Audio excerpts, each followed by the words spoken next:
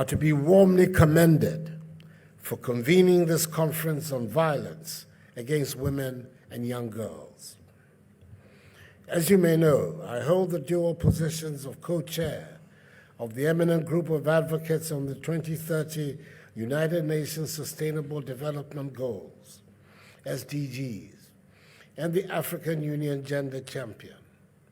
I'm aware that all the SDGs are of equal significance and importance. But as the AU Gender Champion, I must perforce single out for special mention and attention SDG 5, which defines the goal of gender equality and full female empowerment. In my estimation, it is at the heart of the structure of the SDGs. In Ghana, 51% of our population is female. This is also representative of the African condition and means that the empowerment of our women constitutes fundamental challenges for our development. This is one of the surest ways of rooting out poverty and guaranteeing the progress and prosperity of our countries and continent. I'm thus encouraged and delighted that a number of colleague male presidents have made the journey to Kinshasa to reiterate our commitment in support of creating a brighter Africa, where we extend a blanket of protection to all women and ensure that their rights become the bedrock for equality and social justice. The world marked in 2020 the 25th anniversary of the adoption of the seminal Beijing Declaration and Platform for Action, which is the principal global policy on gender equality. It has also been 21 years since the United Nations Security Council adopted Resolution 1325, which situates women at the center of all the mechanisms for the prevention, management, and resolution of conflicts, as well as for peace building and post-conflict reconstruction. For us here in Africa, these present us with excellent opportunities to take stock of the progress we have made to realize the goals of gender equality and women's empowerment, and also agree on concrete and impactful action to be taken to accelerate implementation of commitments made to women and girls in Africa. When you consider that women are the first line of educators of our children, our communities, our nations, our region, and our continent, it is obvious that we empower our children by empowering our women. The legendary Ghanaian educationist, James Agre, told the now familiar story about the importance of educating the girl child. He said to educate a boy child was to educate an individual, whereas to educate a girl child was to educate the community. In the words of another illustrious Ghanaian, Kofi Annan, the former United Nations Secretary General, at the World Economic Forum in the year 2000, and I quote, "No development strategy is better than one that involves women as central players.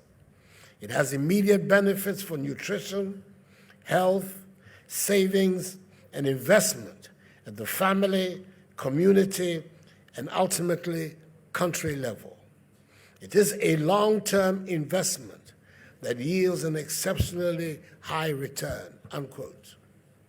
Indeed, several studies conducted across the world have indicated that investing in women is arguably the most effective measure any developing nation can employ to improve its standard of living. It is also widely acknowledged that educating girls produces considerable social and welfare benefits, such as lower infant mortality and fertility rates.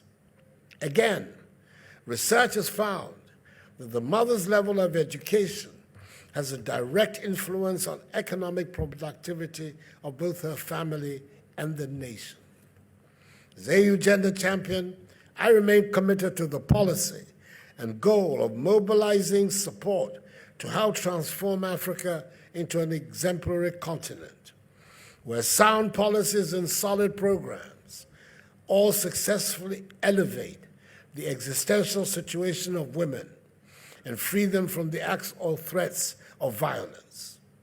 We must find a way to put Africa ahead in the promotion of gender equality, and we will do so by working fully with women leaders to develop situations and not having them trail or try to catch up with us, the men, when we think we have found the solution.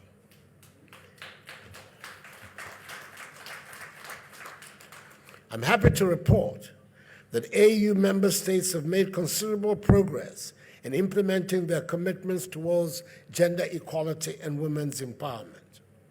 In spite of this, we still have a long way to go towards achieving gender equality in all spheres of life. Our women and girls continue to face a multitude of barriers: cultural, religious, financial, social, physical, and others. And I urge your excellencies to take appropriate actions to implement fully and efficiently the commitments we have made to improve the welfare of women and girls on the continent. I've been blessed with 5 beautiful daughters. Each is unique in her own right, but each has big dreams for her future. Every day, they are reminded to me that there can be nothing so important as to live up to their expectations and to ensure that the Africa we are trying to build is one where they will grow and thrive and prosper, and proud to be an African above all else. In each one of my daughters' eyes, I can see the Africa that can be, the Africa that must be, the Africa fueled by innovation and creativity and the passion of our young people. I therefore invite men and boys from all countries on the continent to become agents of change. I invite lawmakers to continue their work in advancing progress for women's and girls' rights across the continent. I invite traditional leaders, as gatekeepers of our moral and cultural values, to work in helping to tear down the cultural barriers which prevent our women and girls from being equal citizens. I invite you all to become champions of women's rights and agents of change in and out of your borders, especially in ensuring that acts and threats of violence against women become things of an unwanted past.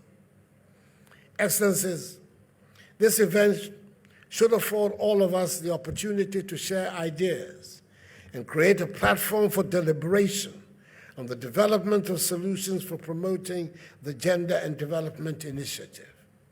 Its outcome should be to help define concrete strategies to imbibe in us the values of positive masculinity. It is time for action, so let us demonstrate our commitment to this noble cause through the ratification and implementation of the most progressive women's rights instrument in the world, the Protocol to the African Charter on Human and People's Rights, on the rights of women in Africa, popularly known as the Maputo Protocol. I call on the 13 remaining member states who are yet to ratify the Maputo Protocol to do so and submit their instruments of ratification to the AU Commission. Let us remind ourselves that discrimination and inequality have unbearable burdens and costs on our economies, societies, and the development of the African continent. Let us stand together to create a bold, visible force for gender equality, saying no to acts and threats of violence against women and girls. And let us agree to give positive responses to the 3 requests made by President Ellen Johnson Sirleaf. May God bless Mother Africa, the African Union, and us all. I thank you for your attention.